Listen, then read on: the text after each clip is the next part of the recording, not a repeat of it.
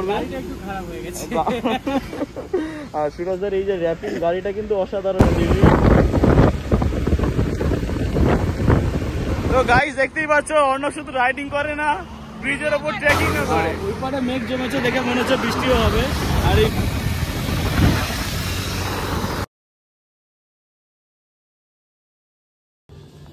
Hello guys, welcome back to YouTube channel Wanderlust Tony. তো আজকে বেরিয়ে যাচ্ছি হাইওয়েতে। হাইওয়ের সাথে যাবে আজকে আমাদের চার্লি। তো আজকে হাইওয়ের ব্লগটা করার কারণ হচ্ছে, কারণ আমার 8 বছর 8.5 বছর রাইডিং লাইফে আজকে ফার্স্ট টাইম এমন একটা জিনিস হচ্ছে, সেই জন্য। তো কি সেই জিনিস দেখো। তো আমার 8.5 বছর 8 বছর রাইডিং লাইফে বাবা আজকে ফার্স্ট টাইম আমার সাথে হাইওয়ে যাচ্ছে। তো বললাম গাড়িটাও ফার্স্ট টাইম যাচ্ছে আর বাবাও ফার্স্ট টাইম যাচ্ছে।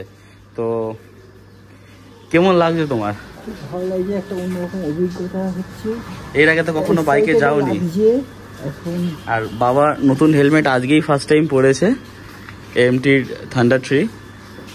এটা কিনেছিল গাড়ির সাথে। তো চলো রাস্তায় দেখা হচ্ছে। কেমন লাগছে জানাও বাকিদের। ভালোই লাগছে। এখন যতক্ষণ না বাইকে এসে উঠছি একটু টেনশনে রয়েছি। হ্যাঁ, আমার মনের জয় আছে, ব্যাস এটাই আর কি।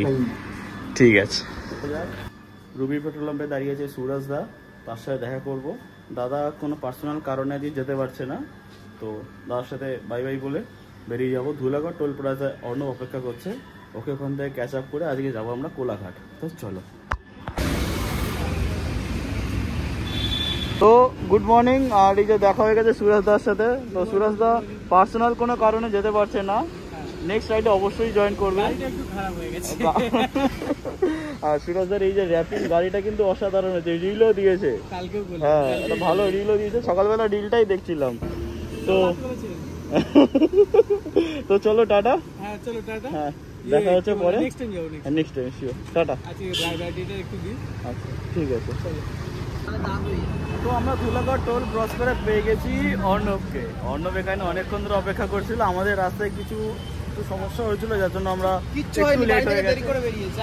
বাড়ি থেকে লেট করে আর কিছুই নয়। তো এরপর যাবো ডিরেক্ট কোলাঘাট।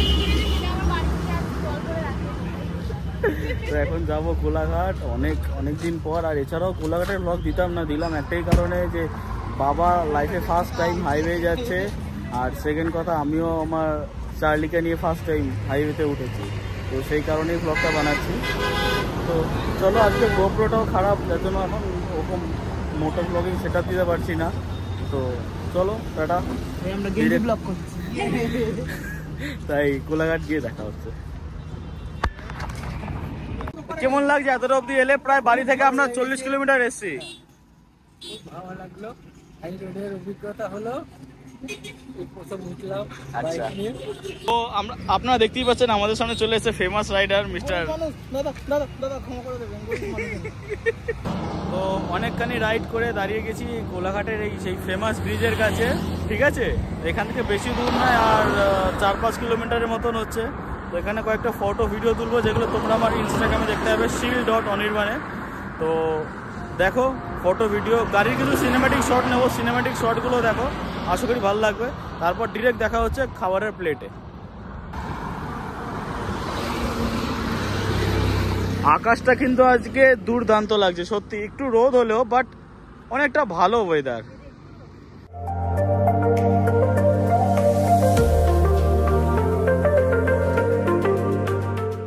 তো দাবিটা কি?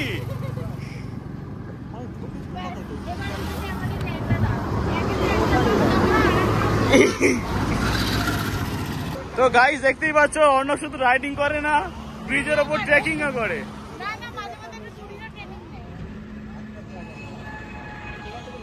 তো আমরা চলে এসেছি কোলাঘাটে যে একটা হোটেলে, নাম জানি না হোটেলটা। খাবার অর্ডার দিয়ে দিয়েছি, এখন খাবার আসার অপেক্ষা। 4টে 50 টাকা, সাইজগুলো বেশ ভালোই। তো আমরা অর্ডার দিয়েছিলাম এগ ফ্রাই, মিক্স ভেজ আর তাওয়া রুটি। শুরু করো। ফাইনালি আমাদের খাওয়া দাওয়া হয়ে গেছে। এবার আমরা তেল ভরবে, অর্ণব তেল ভরবে, তারপর ডিরেক্ট যাবো বাড়িতে। তোমার এত দূর কোলাঘাট অব্দি এলো, তো কেমন লাগলো তোমার? ভালো লাগলো, অনেক অভিজ্ঞতা হলো। এই প্রথমবার বাইকে এলে? চলো ভালো। রাস্তায় দেখা যাক। এই যে রেডি হচ্ছে এরা, হেভি ড্রাইভার हो भाई तुम।